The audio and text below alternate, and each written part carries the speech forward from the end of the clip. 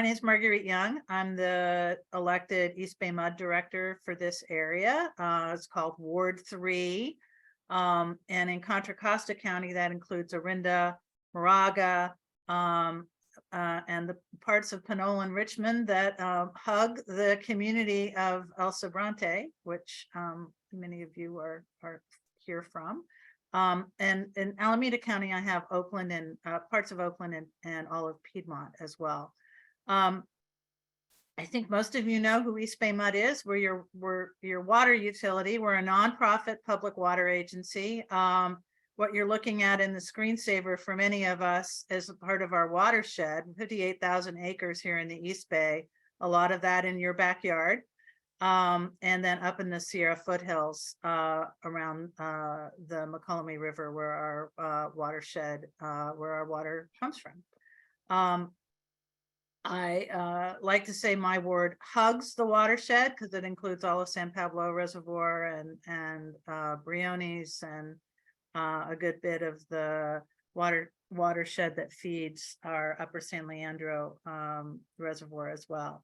So tonight, though, we are here to talk about, give you an update on our Sobrante water treatment plant reliability improvements project, which is coming down the pike over the next several years.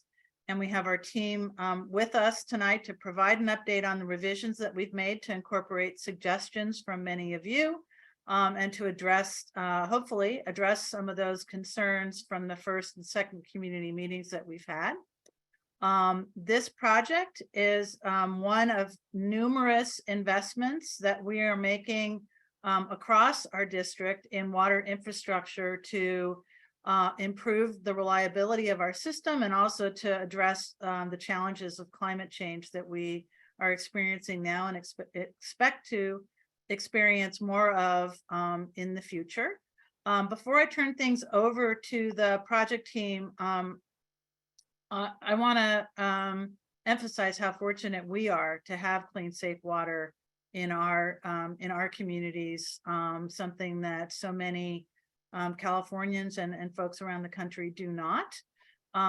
What we are doing now to ensure that we can continue to provide clean and safe water for your community and other communities served by the Sobrante treatment plant as we go forward, again, facing the challenges of climate change. I'm going to have some closing remarks that I hope people will stay around to because it's the fun part.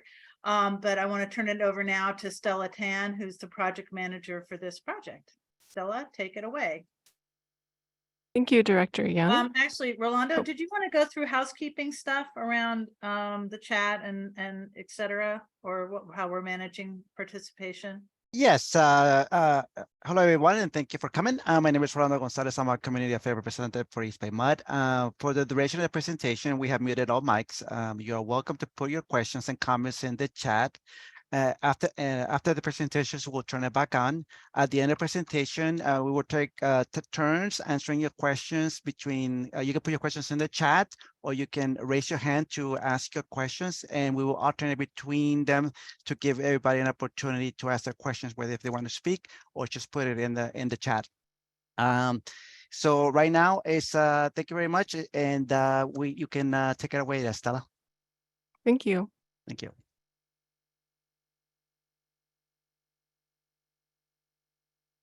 And can you all see my screen okay? Yes. Great, thank you. All right, thank you and good evening again. My name is Stella Tan. I am an associate civil engineer in water distribution planning at East Bay MUD. And let me just make sure my pointer here is showing. So the purpose of tonight's meeting is to present updates to the project since the community meeting in October, as Director Young mentioned. Since our last meeting, we evaluated ways to incorporate your comments and made a lot of changes to improve the project aesthetics. Today, I'll share the updated project site plans and conceptual visual simulations. And for those of you who are attending the meeting for the first time, I'll also provide a brief summary of the project. At the end of the presentation, we'll collect feedback on the project changes. Tonight's agenda includes the team introduction, project context and purpose, project description and location, public comments received and how they were addressed, updated site plans, aesthetic and landscape plans, and conceptual visual simulations. I'll also discuss the environmental review process and schedule again, and we'll also talk about next steps and then have time for questions and comments.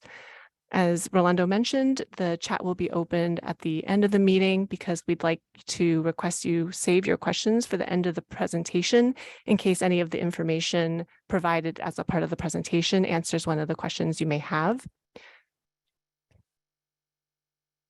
So diving right in, I'll introduce the project team. As I mentioned, my name is Stella Tan. I'm the planning phase project manager. I'm working with Tim McGowan, the project senior civil engineer, and Dave Renstrom, the manager of water distribution planning division. Joseph Volker is our community affairs representative, although Rolando Gonzalez is also assisting us in this meeting tonight. David Cook is our manager of security, and he will be available to answer questions on security at the end of the presentation if needed. And we're working with our consultant Panorama Environmental Incorporated and their subconsultants, which include MWA Architects, the project architect, and Merrill Morris Partners, or MMP, the landscape architect. And Panorama is helping East Bay MUD develop an environmental impact report for the project, and MWA and MMP are helping to develop the project aesthetic design. As many of you know, this project will take place at the Sobrante water treatment plant, which is one of East Bay MUD's 6 water treatment plants. The Sobrante water treatment plant provides water to the area circled in the red dotted line here. The area is also served by the Arindo water treatment plant. However, during high water demand periods, such as in the summer when customers require more water for purposes such as irrigation, Sobrante water treatment plant is also needed to supply the areas from Richmond to Crockett. The additional capacity at the Sobrante water treatment plant also becomes increasingly important during periods of drought and wildfires when East Bay MUD water sources are more particle heavy and we experience reduced water treatment capacity at the Arindo water treatment plant. Additional capacity at the Sobrante water treatment plant will provide resilience against emerging environmental changes.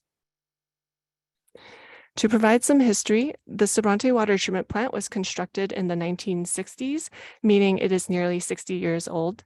The image on the left side here shows the Sobrante water treatment plant when construction was completed in 1965, and on the right is an aerial image taken in 2022.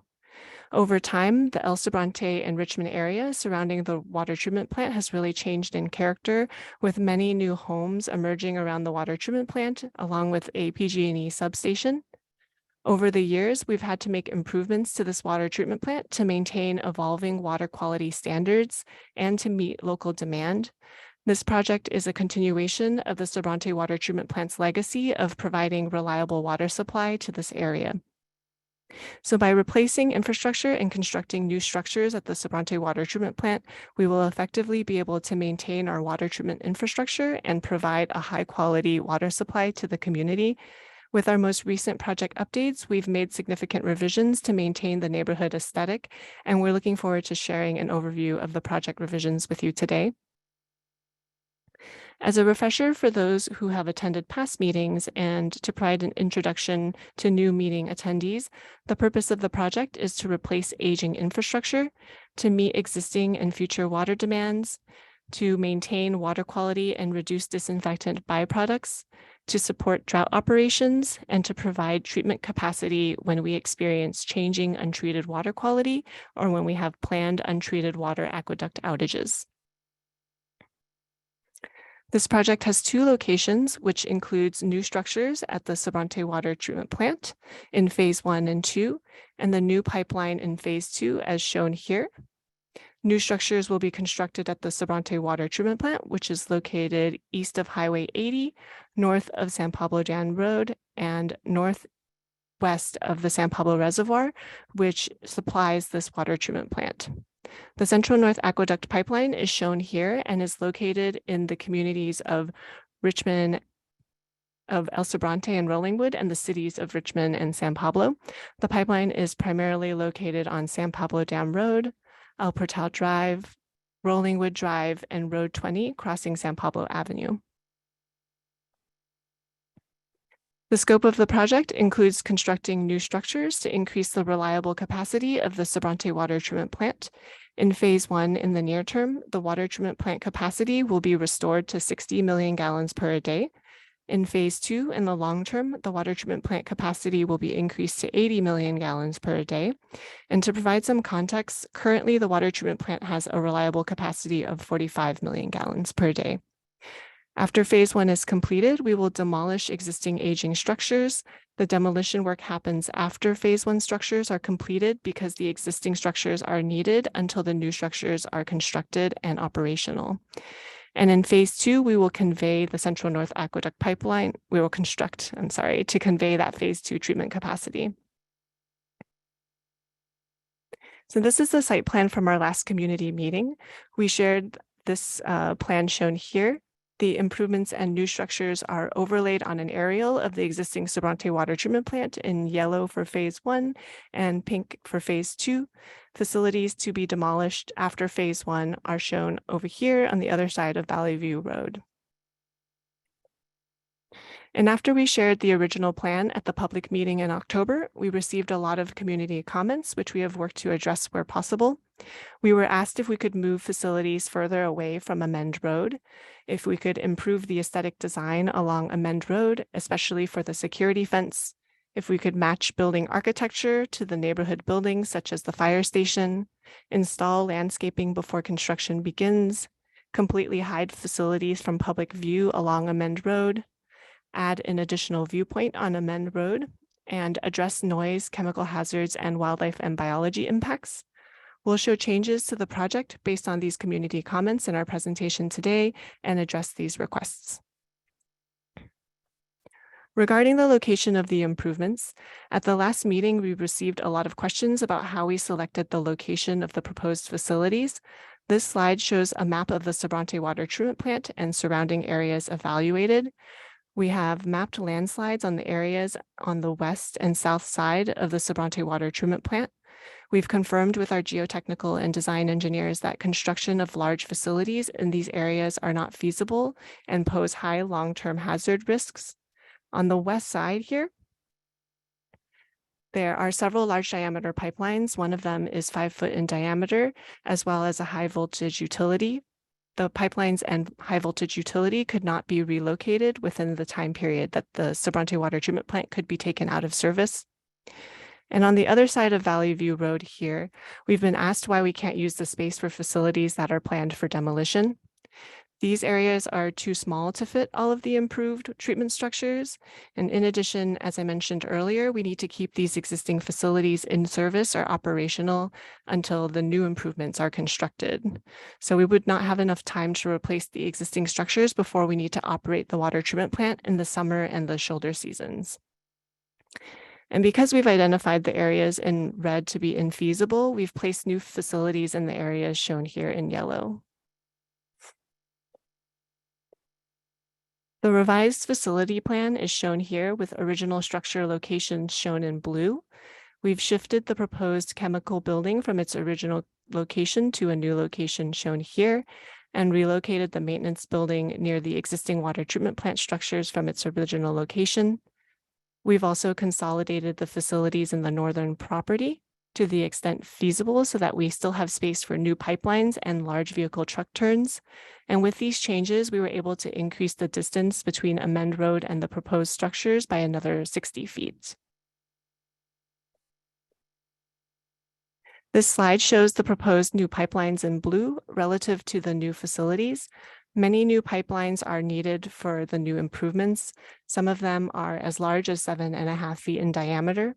The proposed spacing between the facilities drastically improves access for pipeline maintenance compared to spacing available for pipelines in the existing water treatment plant.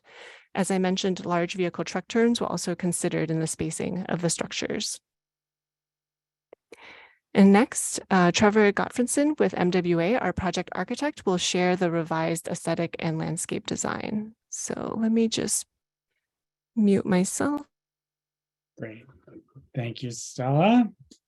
Let me know if you have any issues hearing me, but I think I have control of the screen as well. Great. So I'm Trevor Goffredson with MWA Architects, and I'll talk about the aesthetics and landscape concepts for this project. I'll start with a visual overview showing the treatment plant and all of the phase 1 and 2 facilities as well. To orient you, we have Valley View on the right and the Mend Road in the foreground. We're facing roughly south. This is showing the extents of the phase 1 and phase 2 facilities. And within that, we identified 2 primary areas at the site. The first one is the existing plant area that has been here since roughly the 1960s. The buildings here have very limited visibility from the public areas around the site. And we relocated as many buildings and structures here so they wouldn't be visible from the perimeter. Like these 2, for example. And then there's the second area, which is more visible from the Mend Road and the perimeter of the site. And our goal was to move as many structures out of this space as possible. We also redesigned the buildings and structures in this area in response to community comments that we got at the last community meeting. In particular, these 2 buildings are designed in the more traditional mission revival style architecture that matches the design of the fire station at the corner of the site. I'll show them closer up on this slide. I'll just say that this viewpoint is taken from within the treatment plant itself. So it's only intended to more clearly show the design of these buildings, but the neighbors won't actually get this perspective from the perimeter. I'll show you what that will look like later in the presentation. The building on the right will be constructed in the phase 1 improvements, whereas the building on the left will be constructed in a future phase 2.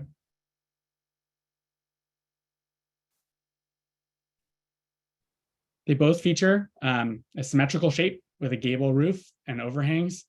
And the red metal roof is paired with a painted stucco finish in this sort of sandy beige color, which is very similar to the fire station on the corner. This view doesn't show it, but some of the other structures in this area, part of the water treatment plant, are painted in the same color, and that creates visual consistency across all of the northern site area. So this gives you an early preview of what the actual buildings within this area will look like. But now I want to show you the improvements and changes that we've made to the landscaping around the edge of the site as well. So here's a revised landscaping and screening plan. And we updated this in response to comments that we got at the first and second community meeting. The primary goal is to limit the visibility of the facilities from the perimeter of the site. And as Stella mentioned, we increased significantly the distance between the proposed structures and the Mend Road.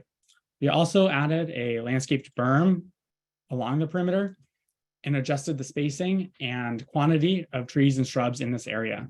All of this helps improve the aesthetics from the perimeter of the site. Similar to the previous layout, the landscaping is not able to completely hide the structures, and this is in order to maintain visibility for security purposes, as well as actually maintain the landscaping itself. And to address any of that visibility that we have into the site, we did make those previously shown improvements to the architecture. In the last meeting, we were also asked if we could install some of the landscaping early. And EBMUD expects to do that sort of in this area, which is further away from the construction and less likely to risk damaging the trees after they're planted. But in other areas around the perimeter of the site, we'll be able to construct landscaping when the adjacent structures are completed. The planting palette itself is the same as what was previously presented, consisting of native drought-tolerant plants that are used already around this site, as well as other EBMUD sites. And so you'll get a sense of what these look like in the revised visual simulations that I'll show later. But I do really want to emphasize the impact of the facility relocations in this portion of the site. The previous section, we had about 50 feet from the edge of a Mend Road to the nearest structure.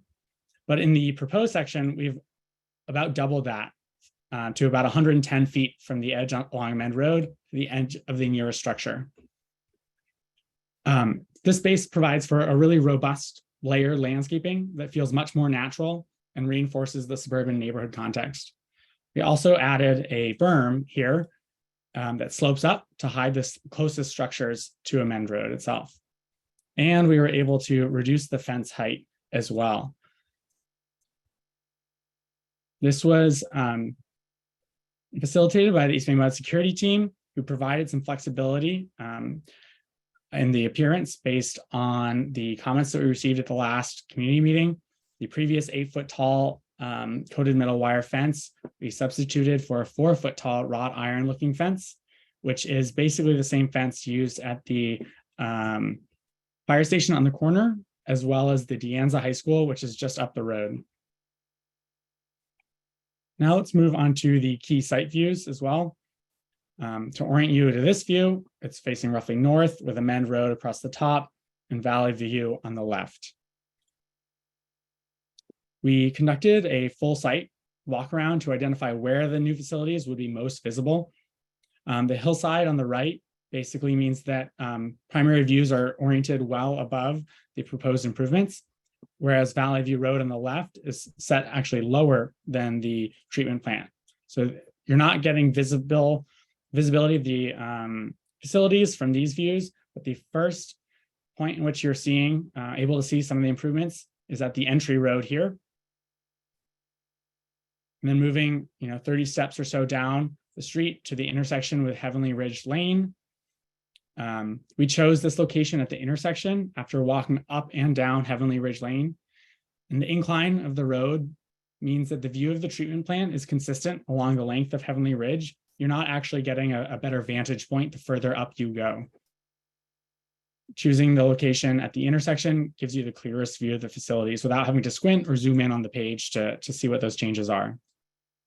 However, we did add view 3 in response to the previous community meeting, asking for more views along Amend Road so that we can give a more complete picture of what the improvements will look like. View 4 is the last view along Amend Road, which is right next to the fire station. Any further down Amend Road towards the intersection, the fire station and existing landscapes completely hide any of the facilities. And then finally, we have view 5, which is included because Christopher Court also rises well up above Valley View Road. And you are able to see over the berm that's along Valley View Road and see the improvements.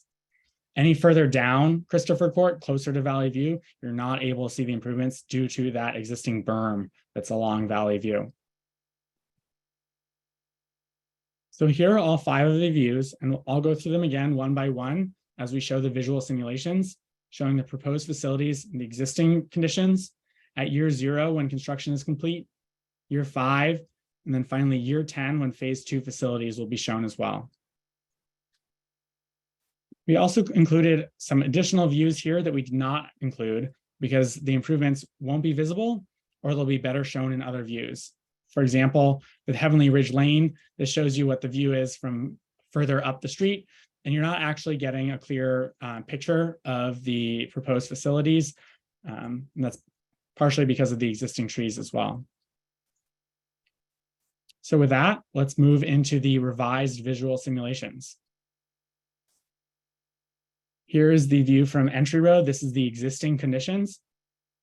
We heard comments also about the framing of each view and why it doesn't extend further to the left or to the right. And we based these visual simulations on photos that we took while we were on site, depicting the facilities from roughly eye level. And extending the views further to the left or the right could distort the perspective. And that would give a less accurate simulation and make the improvements look smaller. So what we did was we provided additional viewpoints along Amend Road to capture all of the potential vantage points that you could get. So moving into year 0, representing the completion of phase 1. These trees at this point, sort of in this corner, will be up to a couple of years old, having been planted early so they have time to grow. You can just barely see the red roof of one of the proposed process buildings. And behind that, there's some existing process structures that are unchanged. In year 5, you can see that growing a little bit. And in year 10, you can see how good of a job these trees do of screening out the facilities. And you can just barely see here one of the phase 2 facilities that will be constructed. Now moving down to view 2 at the intersection with Heavenly Ridge Lane. At year 0, you can see that we've kept these existing trees in place and filled in the gaps between those trees to further screen the improvements. You can also see the proposed 4-foot tall wrought iron look metal fence in the foreground. And we've added landscaping and small shrubs in front of that fence in keeping with the neighborhood, which has a lot of really nicely landscaped front yards. The trees at year 10 will be roughly 25 or 30 feet tall, and this helps screen the improvements without actually further blocking the views of the hillsides. Now moving down to view 3, year 5 of view 2 as these trees grow, and year 10 as they mature, and you can just barely see phase 2 facilities peeking through the screening. Now let's move to view 3. This is the new view that we added as a result of the last community meeting.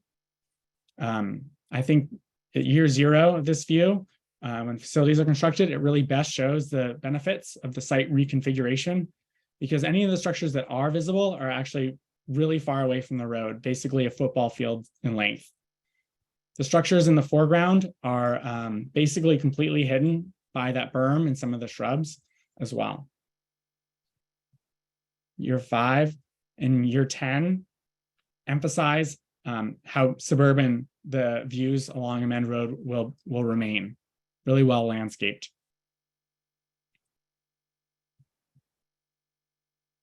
Moving on to view 4, which is next to the fire station, existing view. At year 0, the berm that we've constructed, as well as some of the lower shrubs, basically completely hide the structures that are closest to Amend Road. Behind them, you can just barely see the tops of some of the buildings and structures. But I think this emphasizes that it's nice that we were able to paint these structures in that sandy beige color, because in the dry season, those colors will blend together really well. And even when it's been raining so much like it has been now, a nice soft beige goes really well with a light green as well. Moving to year 5, you can see the trees mature. And year 10, the structures are almost completely hidden. Now let's move on to view 5, the final view from up Christopher Court. The improvements from here are over 2 football fields away. You can just barely see them in the distance. They're so far away that it's hard to distinguish the proposed facilities from the existing fire station, because they are using the same color, same form and shape as well, and they're both quite far away. Moving to year 5, you can see the trees maturing. And again, I'll say, from this view, you can see the landscaping that's existing in the foreground that would screen the facilities if you move any further down Christopher Court. So this is the final view. And now we've had the chance to show you the visual impacts of our revised site layout, the updates to the architecture, as well as the landscape and screening. So now I can hand the presentation back to Stella, but I'll be here at the end to answer any questions as well. So Stella, you should have control. Thank you, Trevor. All right.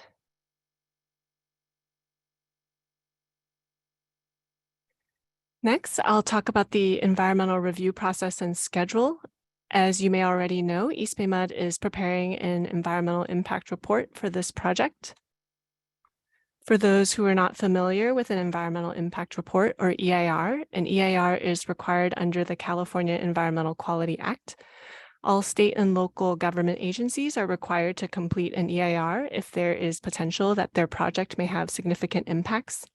The purpose of an EIR is to inform the public of the environmental consequences of a project and also to provide an opportunity for public comment.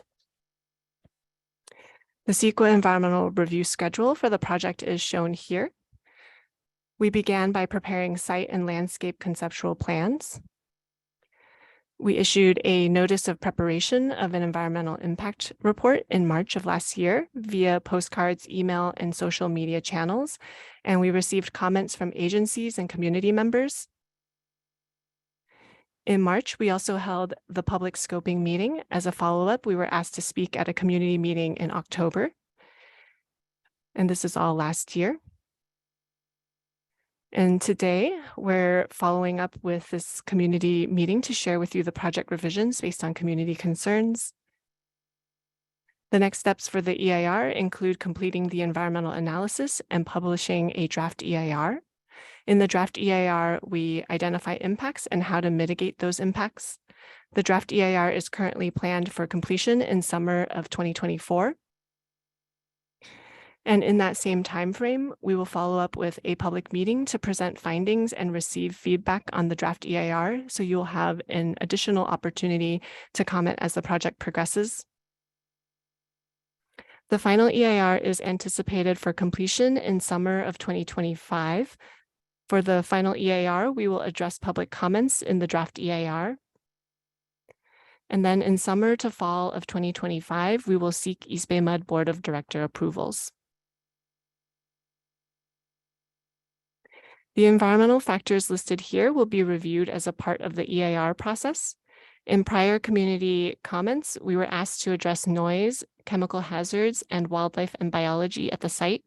These categories are currently being evaluated and we will provide our findings for your review and further discussion when our environmental analysis is completed and detailed in the draft EIR.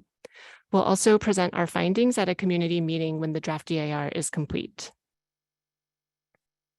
To provide context for the overall project schedule, we are currently in the planning stage of the project where we developed the conceptual design and execute environmental review and public outreach. Planning started in 2021 and will be completed in 2025. After planning is completed, we will begin phase 1 design, which includes the design of the phase 1 structures and completion of agency permitting. Phase 1 design is scheduled from 2027 to 2030. Phase 1 construction then follows, where we will construct the phase 1 structures. Phase 1 construction is scheduled from 2030 to 2035. And then next is phase 2 design. The timing for phase 2 design and construction is still to be determined and will occur when the water demand projections are realized. Phase 2 design includes the design of the phase 2 structures and pipeline and completion of agency permitting. Phase 2 construction is the last stage where we'll construct the phase 2 structures and pipeline. The next steps for the project include receiving feedback from tonight's public meeting and preparing the draft environmental impact report to be released in summer of 2024. So thank you all for joining us tonight to learn about the project updates. For additional information on the project, we'll be adding that to the project website, which is linked here. And if you have any additional questions or comments after this meeting, you can send us an email at this email address, or you can send it by physical mail to the address shown here. We'll post this presentation slides and the meeting recording on the project website by next week. And for additional questions and comments, you can, as I mentioned, use this this address here. And now we'd like to open up the meeting for questions and comments. As Rolando mentioned, you can use the raised hand function, and we have the Q&A here, but for the sake of managing all the comments and to avoid getting them both in the chat and in the Q&A, I'd like to ask that all of you include your questions in the chat, and we'll monitor the chat in addition to raise hands. Yeah, I have enabled the chat. So if you need to have a question. So we have a question from Nikki Norris. The plan is much improved. How realistic is the depiction of the trees? They look pretty big to start. How big are they when they are planted? Or I guess fully grown? Yeah, that's a good question. The trees that we have shown in the visual simulations reflect trees that have had a couple years to grow, because as we mentioned, we would be installing it during the construction timeframe, as opposed to at the end of construction, which is what is typically done, because we want to be extra sensitive for this project to the proximity to neighbors.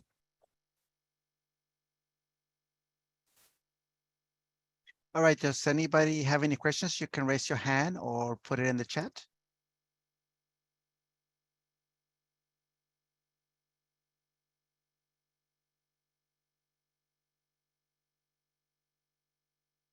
Looks like we do have a raised hand, James W. If you wanted to Yeah. go ahead and ask your question. I Okay. just And, unmute. and then followed by Cliff. Yes, hi, my name is James. Just had a question about the entry on Valley View Road. I noticed that you guys haven't, you made it to still the same location, but not on Valley View Road. I mean, have you guys considered that?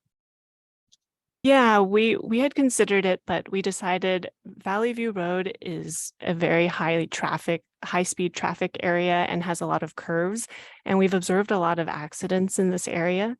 So as a result, we do not want to put an access, or we don't plan to put an access road on Valley View Road because it would pose a risk in terms of safety to the community, to our contractors, and to the water treatment plant operators as they try to enter and exit the water treatment plant.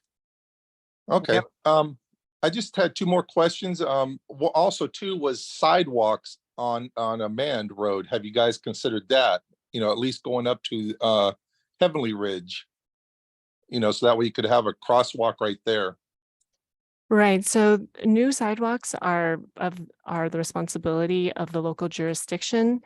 So East Bay MUD doesn't plan to install one. The other reason is because the sidewalk wouldn't really go anywhere on the others beyond the water treatment plant property. So at this time, we don't plan to put in a sidewalk. Okay. And then my last question is going to be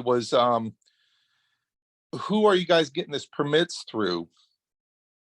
Are you going through Contra Costa County or City of Richmond?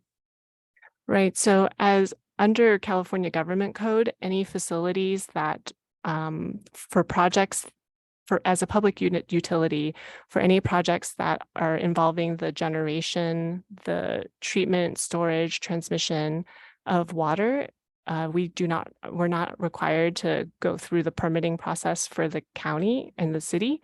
So the only thing that we go to them for is permits for the pipeline. But for this facility, there are no permitting requirements.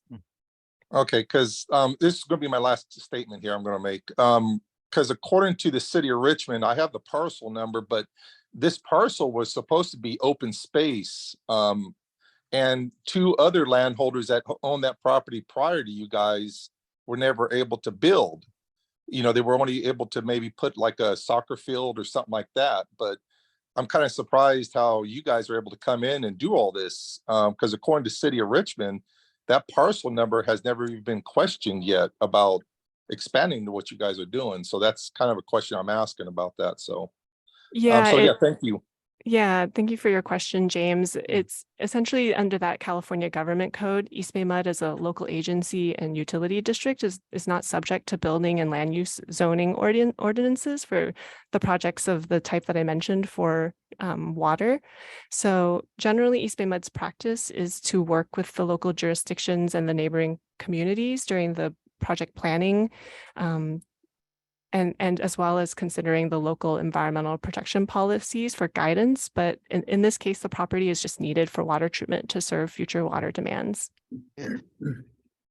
Yes, we're going to be alternating between raise hands and questions. The other questions comes from Tim G. Other than the 4-foot fence, it appears that there will be another taller fence closer to the facilities. That is the questions. If there's another fence behind the 4-foot fence. Right, yes. And there is a double fence for the facility. And the reason is that we still need to be able to maintain the security of our water treatment plant. We worked with our security team to reduce the initial kind of first fence barrier, but this is still a critical infrastructure, and we really need to protect our water supply and our infrastructure, or the whole water treatment plant. So we do still have a second interior fence. And as you saw in those visualizations, the visibility on that other fence is low. So the next raised hand is from Cliff. I'm going to go ahead, Cliff, and ask you to unmute.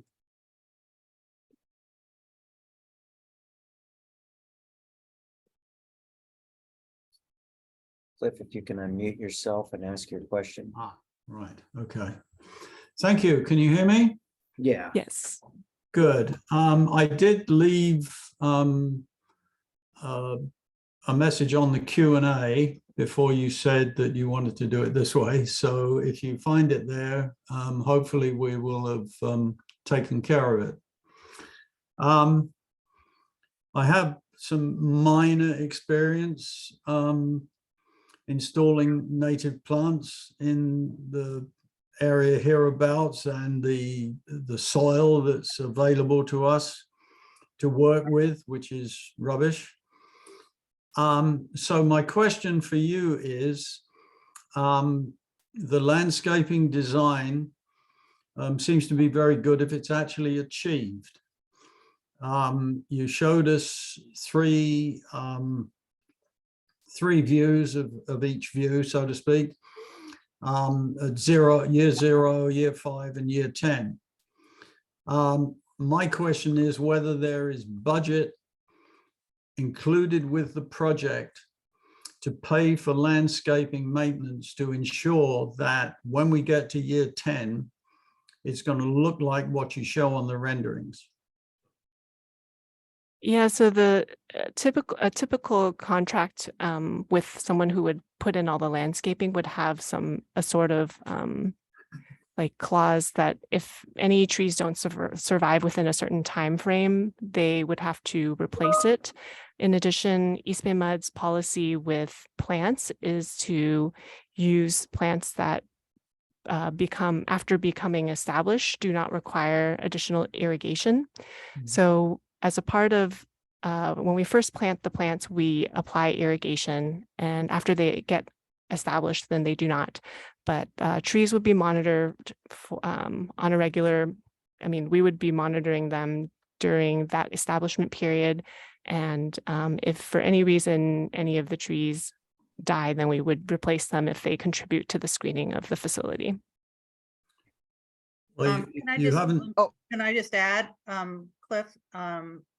Thank you.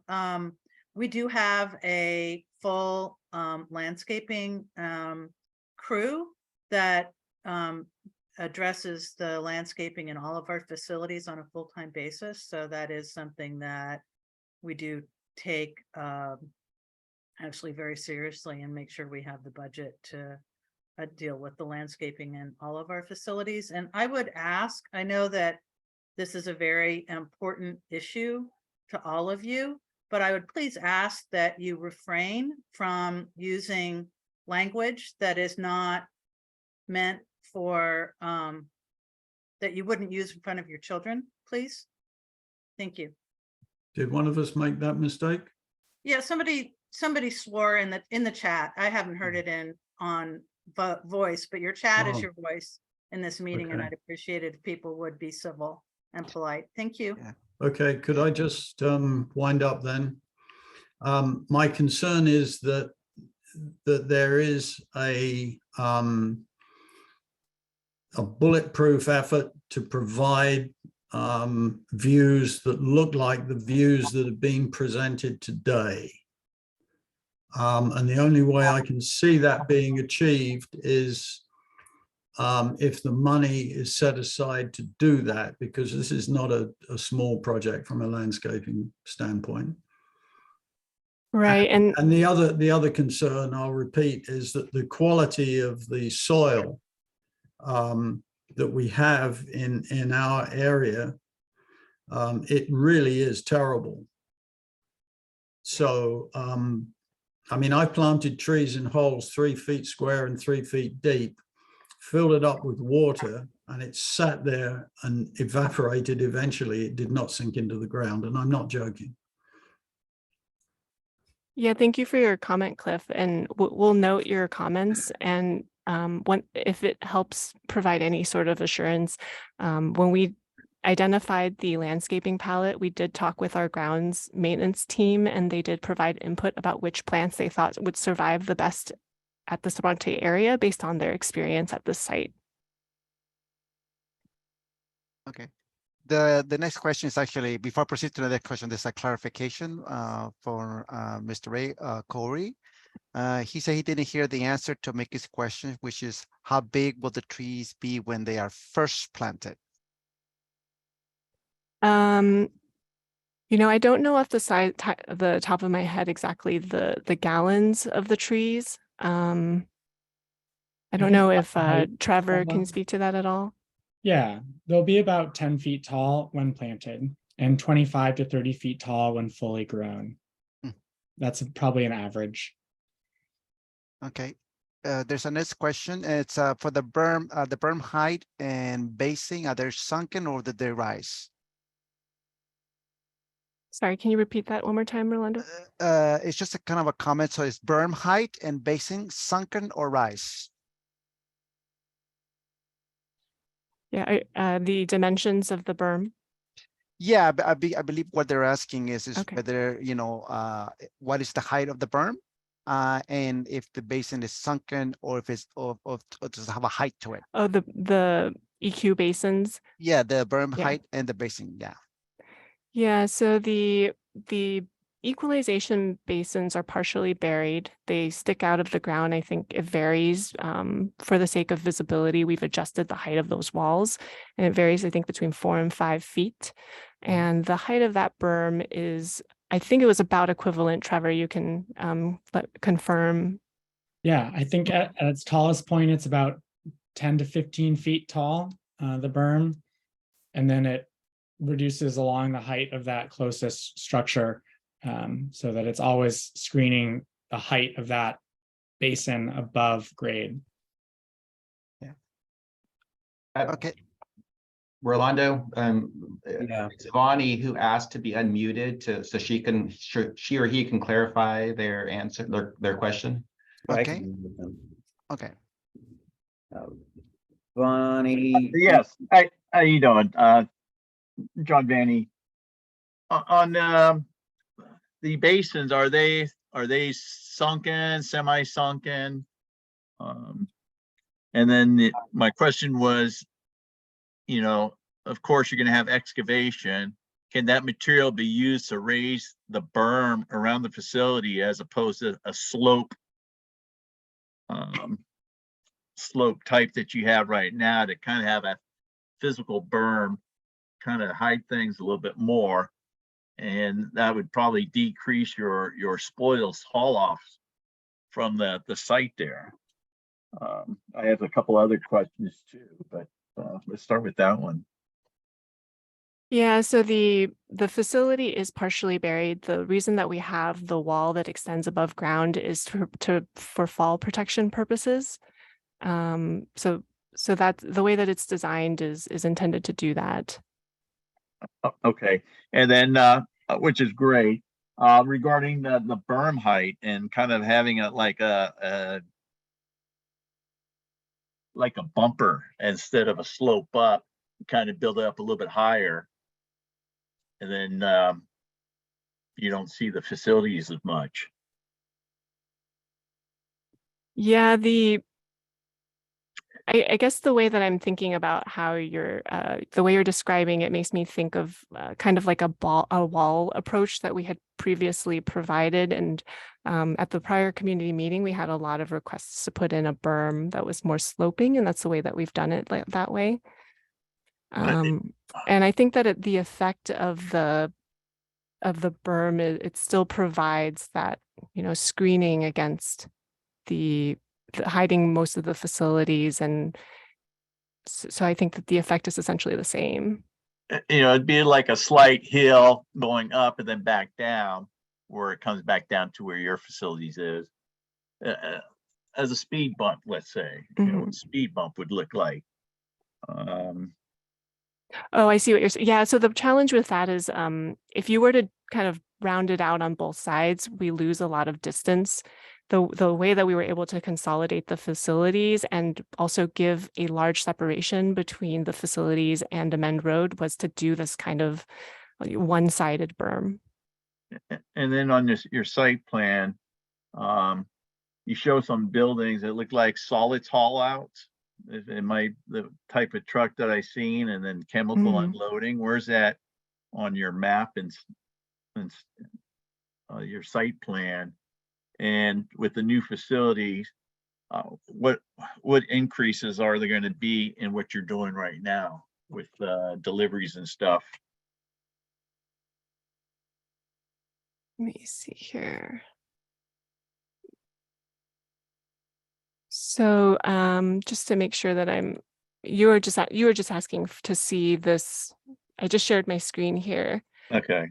You're asking to see about this facility. This is a solids dewatering building, and yes, there will be solids removal.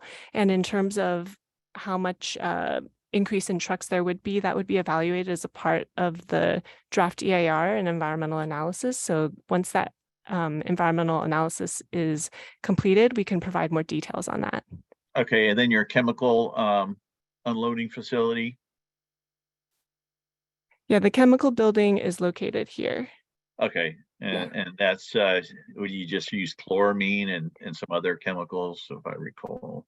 Right. So our chemicals, we use a couple types of disinfectants and as well as polymers and fluoride, and all of those are chemically stable formats of that. Are you just wondering like what type of And then truck traffic, again, that would be in the EIR report too. Yeah, that would be addressed as a part of that. Yeah, for all of our chemicals. Okay. Yeah, it would be nicer like along amend roads if you did a berm type structure instead of sloping up so that you don't see the fencing.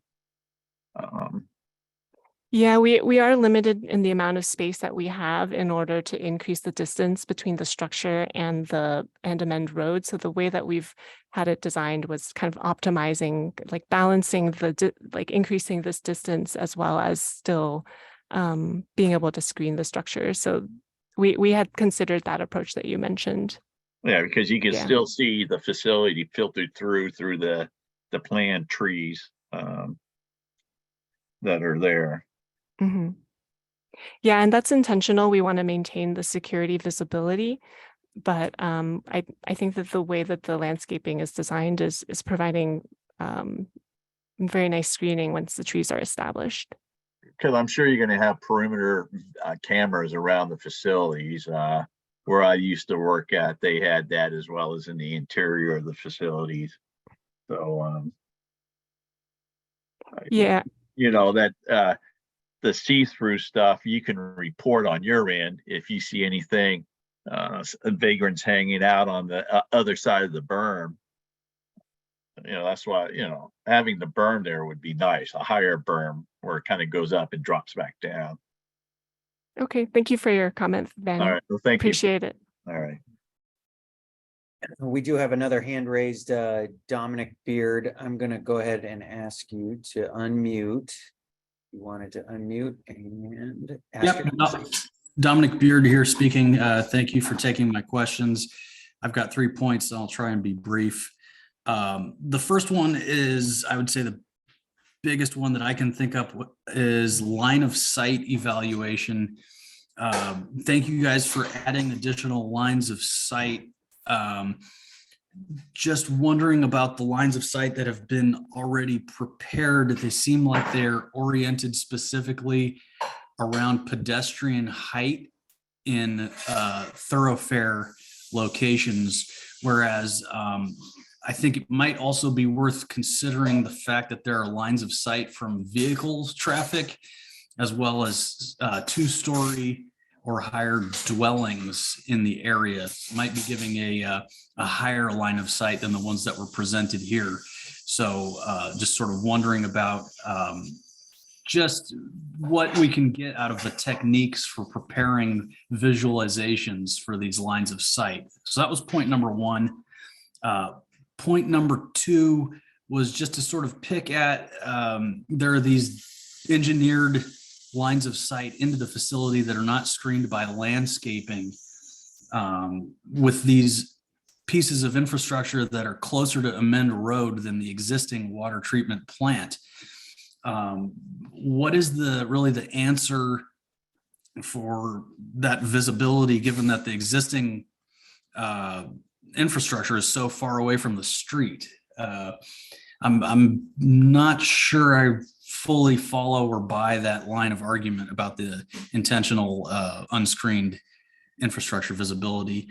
And then the third point is just to ask, I think the fencing that's been presented here is definitely an improvement over what was there before, but given the security fencing that's much closer to the equipment perimeter, that leaves the more attractive but short wrought iron style fence, which is on Amend Road.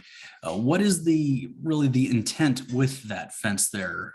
Just devil's advocate, does there need to be two fences in this case? Could it be left unfenced? That's all I have. Thank you. All right. So I think your first question was about the key viewpoints and why they were shown only from the ground level. And the reason is that the private views are not considered as a part of CEQA. So we're only looking at street views, and you had mentioned vehicles driving through, and those would be considered very short-term views. And that's why we primarily considered the pedestrian view. And I think your other question was about the intent of the shorter wrought iron fence, and that is essentially a property delineation fence. It is East Bay Mud policy to always have a fence on the property and that at the property line, and so that's why we have that there. And it also is there to, provide almost feedback to the community that this is private property. Please do not cross this boundary. And I don't know. Let me know if I missed one of your questions. Yeah.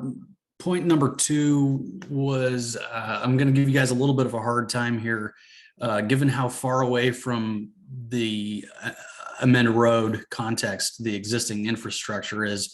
I'm challenging the credibility a little bit of the intentional lines of sight with the infrastructure being much closer. Can we really quantify just how visible somebody at that current boundary would be from the road? It seems like not really comparable. I believe maybe Trevor can speak to this, but I believe the photos were taken across the street, which is where you might expect a pedestrian to be walking. Yeah, is your question more about the screening rather than the amount of screening that we're providing, or the viewpoint itself? My question is more about the credibility of the argument that there needs to be unscreened lines of visibility towards the infrastructure improvements, given that the existing water treatment plant is set so far back from the road. How can the argument credibly be made that it's necessary to have that kind of visibility from the road? Because right, Dominic, I think I understand your question. Thank you for trying to clarify it for us. This may be a Dave Cook question, but I understand that with visibility, or Dave, would you like to answer this before I jump into?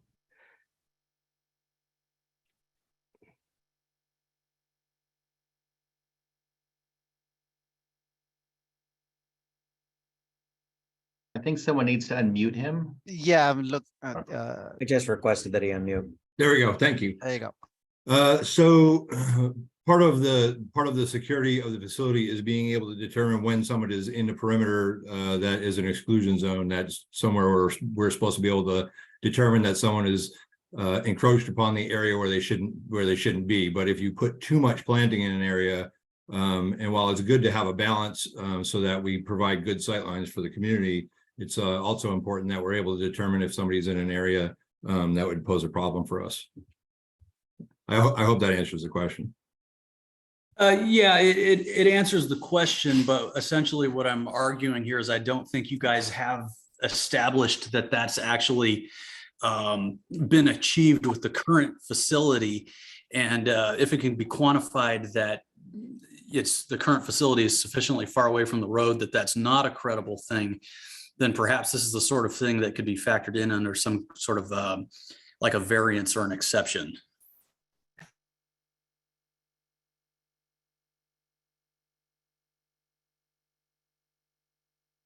Yeah, well, Dominic, we'll consider your comment. As far as arguments for security, you know, there's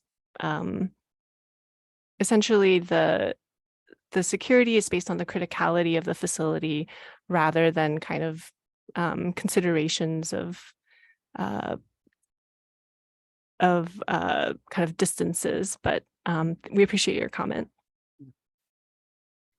Okay, the next, Ingrid has a question on the chat, but she also raised her hand, so I'm just gonna unmute her to ask her a question directly. Go ahead and unmute yourself, Ingrid.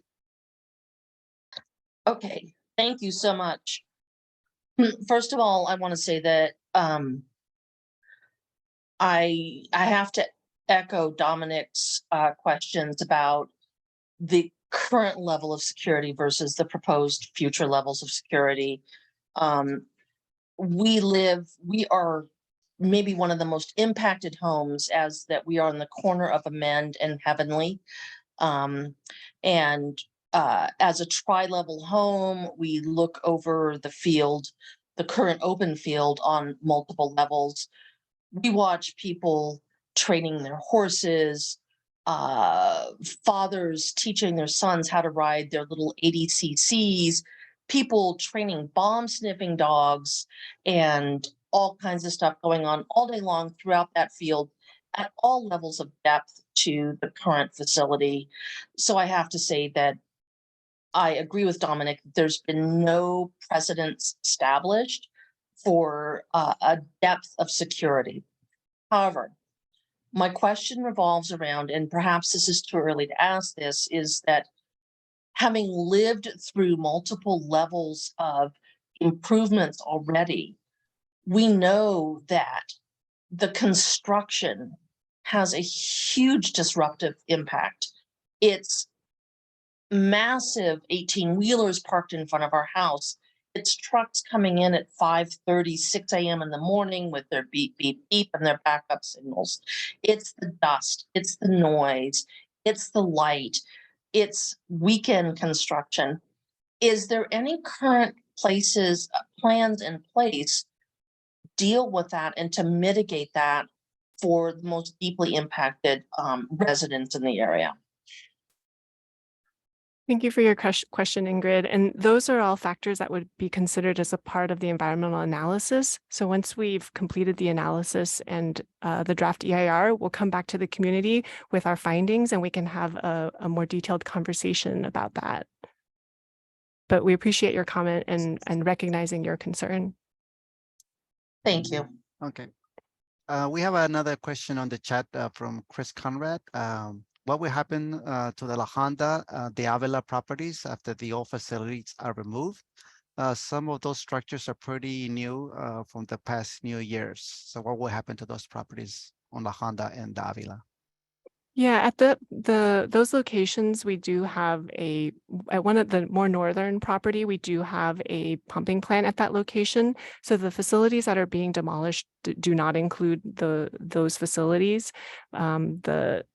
And with the long-term plan for the location of the demolished basins that are at that location, we currently do not have one, but we know that we need to use that space as a part of phase 2 for construction staging and parking. Okay. Somebody posted some questions on the Q&A, so I'm just going to put two together. The question is, does the proposed project budget include for 10 years of landscape maintenance to ensure that what is shown in the renderings presented today will actually be achieved? And also a follow-up question to that, who will maintain the landscape along a main road? Right, yes, and some of that was discussed in the Cliff's question. We have a 5-year establishment period for the trees where we will be irrigating that, and during that time frame, we have routine grounds maintenance folks that will also monitor the health of that landscaping. Okay, we have kind of a series of questions from Ed and Suzanne Taylor. How are you mitigating the night lights? Right. So night lighting will be addressed as a part of the draft EIR, but I'll say that with all of our facilities, we aim to minimize the amount of night lighting. We have to provide enough lighting that our water treatment plant operators can safely navigate the site. But at this site, we're expecting the night lighting to be primarily low-level light with some light poles, and all of those light poles would be directed away from residents' homes and shielded where needed. But as I mentioned, more detail will be provided as a part of the draft DIR. Yeah, they also like to find out what's going to happen to the water fountain that is currently visible from houses on Amend Road. I think you're referring to the aeration basins at the existing facility, and that it will not be changed as a part of this project. Okay, and the follow-up question is the houses on Amend Road directly from the plant all have two-story houses, which we will assume will overlook the new buildings and facilities and lights. So how would the view change if you have two stories, I believe is the question. Right, and as I mentioned, CEQA primarily considers street level views, not private views. With that said, we have updated the building aesthetics so that they better match the fire station and neighboring homes. So that was our that was one way that your view of the water treatment plant would be improved. Okay, and the last question on their questions is there's currently increased traffic since the pandemic on Amend Road, resulting in much more wear and tear on the road. In addition to the limit of 3.5 ton trucks. I believe the question here is how the increased traffic affect the roads. Right, so that would be something that's evaluated as a part of the environmental analysis and provided in the draft DIR. Okay. And Adrian asks the question, can slurry seal on Amend Road and neighboring areas be considered when reaching out to the city of Richmond in concert with those efforts for the project? Right, so that's a detail that wouldn't be determined as a part of the planning phase, I don't believe. But I think that as a part of the draft DIR, we would consider how we would address any damage to road type impacts. Okay. And Davis made a statement, but it's sort of a question. So the comment is, so if you live across the field, we have to wait 10 years if we want to sell my houses. Also, is the work for construction going to be Monday through Fridays? So I think the first one was a comment and the second one was a question about the days for construction. So that would be addressed as a part of the draft DIR, but for the most part, typical construction hours would be Monday through Friday. Okay. The next question is, I believe the statement is current patch of trees and shrubbery at the corner of Amend Road and the main entrance of East EBMUD are in neglect shape. Some of these trees have toppled over during the last winter storms. Some are leaning severely as well. No one seems to be maintaining them. The storm drain dumps all rainwater into the low area and is always full of plastic trash that gets washed from the streets above the rain. So I guess how are we going to improve on that? Yeah, so the project, as a part of the draft DIR, we do consider hydrology, and that would be something that would be discussed. And then as a part of the design, we currently have a preliminary design, and that does consider stormwater management in accordance to local requirements. And that's why we do have a stormwater basin that's shown as a part of the project. But more details will be available after the draft DIR is completed. Okay. And I'm going to go to the last question posted on the Q&A. To consider less traffic at Amend Road, would East EBMUD consider a second entry at Amend Road next to the fire station, west borderline, I guess is the question. Yeah, go ahead. On Amend Road, next to the fire station, we can consider that. We'll add it to our list of things to evaluate as a part of the EIR. Okay. And there is a secondary statement from Aaron Susan-Taylor. So are you saying that the view of the project is only a matter for pedestrian, not for the occupants of a two-story home? Right. So Only public views are considered as a part of CEQA requirements. Okay. And this is a follow-up question in the chat. How long do you have to wait for your landscape to hide your new buildings? To hide the new buildings. So the views that Trevor shared with you all shows that even around 5 years, you start to see a lot of the benefits of the tree growth. So I would say starting around 5 years, you start to see significant maturity of the plants. I see Director Young has a question. Yeah, two things. One is while public views are the only views that are required by CEQA, I think we can accommodate the interest of some pictures from the 2-story level. Of course, we'll need access to somebody's home to do that, but I think that's something that we could, Trevor, that's something that can be accommodated in your software, I assume. Yeah, the 3D model that we have prepared can be adjusted to show a different angle. Okay, so that's one, and then two, this is our property. If there's trash in the hollows associated with the storm drains or fallen trees, we can we should address that. Okay. And the question here is from Adrian. Can truck access be at least located at the current temporary access on a main road right after the fire station instead of using the main entrance? What about creating a truck access possibility right next to the fire department on Valley Road?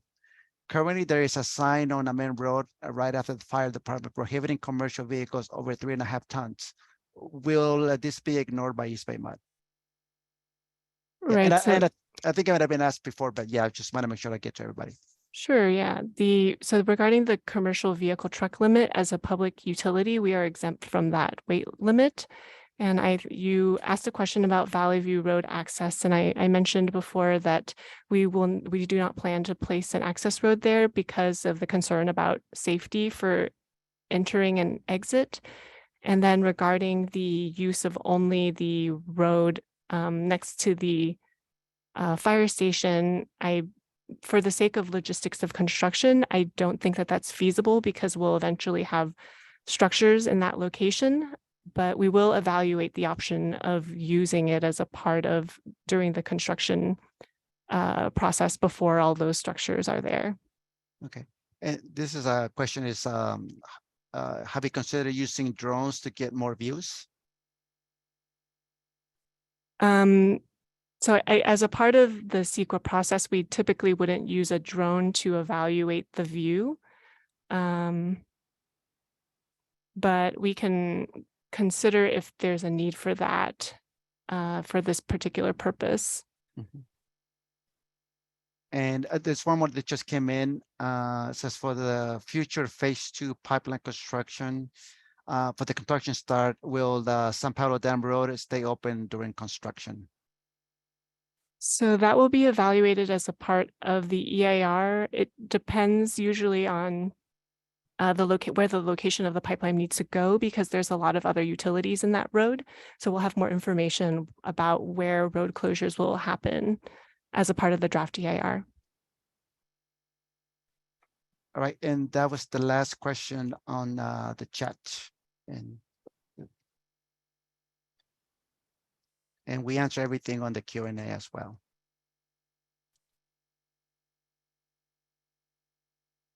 So does anyone have any further questions?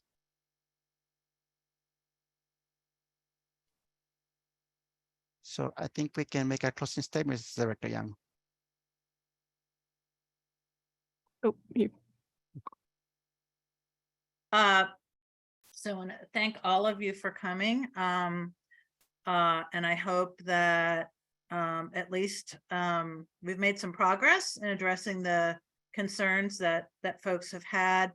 As you could see from the presentation on the timeline, we have a long ways to go yet before construction begins, including the official EIR.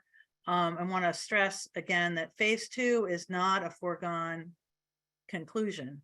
It's an if, not a when at this point still, and will depend on our growth factors for the increased infrastructure at the site. As you can see in several of our screensavers, there's the little 100 up there in the top corner. This is our 100-year anniversary of being East Bay MUD. We are going to be honoring that all year. We have water talks that happen, water webinars, water Wednesdays. We have water walks that are happening in the watershed, including one coming up in June around San Pablo. These are all on our website. And we have a community celebration that is open to all coming up at Lake Temescal, which is centrally located in the service area and one of our original assets, from 11 to 4 on May 21st, the day before our actual anniversary, and so happens to be my birthday of May 22nd. So invite you all to